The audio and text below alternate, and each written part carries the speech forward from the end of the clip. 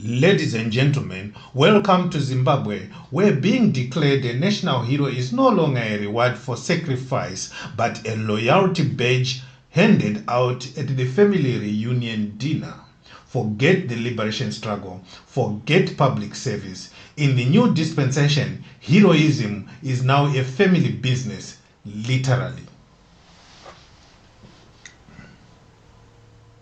When Sydney Gata, former Zesa executive chairman and part-time electricity magician who perfected the art of blackout management, passed away recently, President Emmerson Mnangagwa sprinted, not walked, to his family home. In true style, Mnangagwa skipped the whole "let's consult the party" formality and declared him a national hero with the speed of a prepaid meter running on fumes.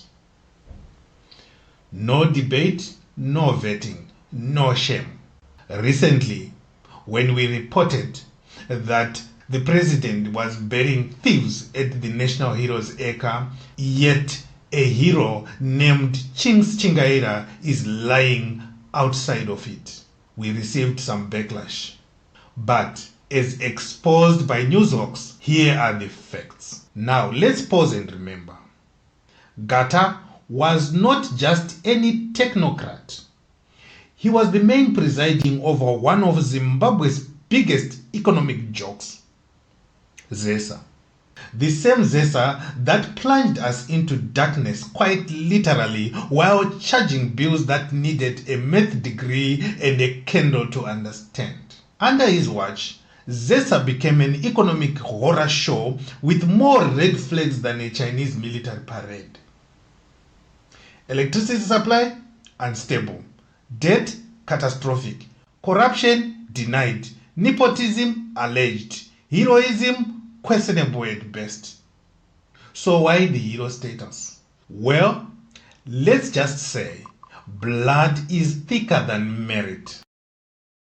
Turns out, Mr. Gata was connected to not one but two Zimbabwean presidents by marriage. His now ex-wife, Ntombana Regina Gata, was Robert Mugabe's half-sister.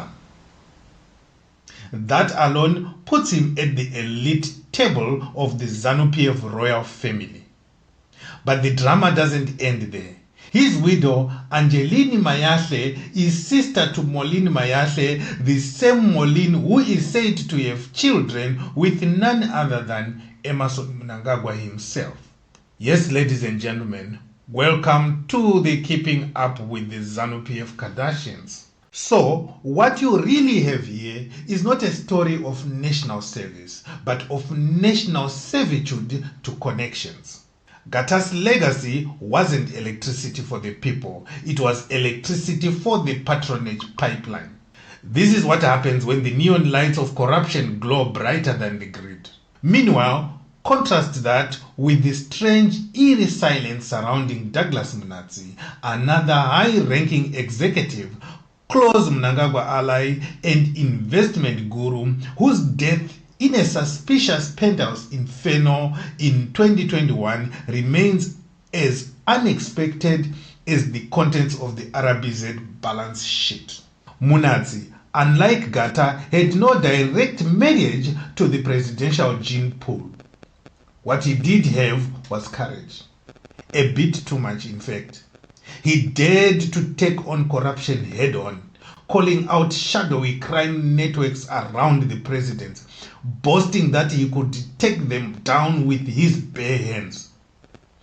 Let's just say he underestimated how far those bare hands could stretch once he was 6 feet under. Whispers from the intelligence corridors say he was warned repeatedly. A CIO insider told him, "System inokupedza, Dagi. Rega kuita zvemafanis." But Doug, full of gym-fueled bravado, replied, "I go to the gym. I'm not afraid of them." A few months later, he was found charred beyond recognition in what can only be described as a state-sanctioned barbecue, similar to what happened to Solomon Mujuru. Ladies and gentlemen, breathe in and let that sink in. Two men, both powerful, Both close to Mnangagwa, one dies and the president calls him a hero within hours. The other dies and the president issues a blunt statement and never even attends the funeral. If this were chess, Gata was a protected rook.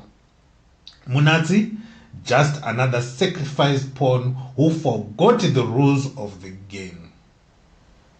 So let's ask the uncomfortable question. What really makes a hero in Zimbabwe? Is it professional excellency? Clearly not. Munatsi had it in spades. International finance, property portfolios, and a spotless record. Yet he received no national honor, no official closure, just flames, silence, and mystery. Is it political contribution? Not quite. Gata's contribution was more about power connections than powering Zimbabwe. He presided over load shedding, not nation building. So the only logical answer left is this. Heroism is now hereditary in Zimbabwe. You marry into the first family, attend the right dinners, play the right game, and boom, you are a national hero.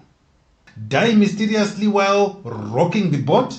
Sorry, no national shrine for you. Just questions, a suspicious investigation, and silence from the commander-in-chief. Let's not be surprised if Chief Wenje becomes a national hero. It's time we stopped calling this a second republic. It's a full-blown soap opera with uniforms. The script is predictable, the actors are well rehearsed, and the ending is always the same.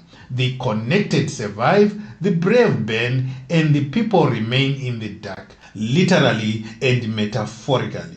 Until we stop confusing familial favor with national service, Zimbabwe will continue to reward loyalty over legacy and silence over truth. Heroes will be declared, not for what they did, but for who they knew, or in some cases, who they slept with.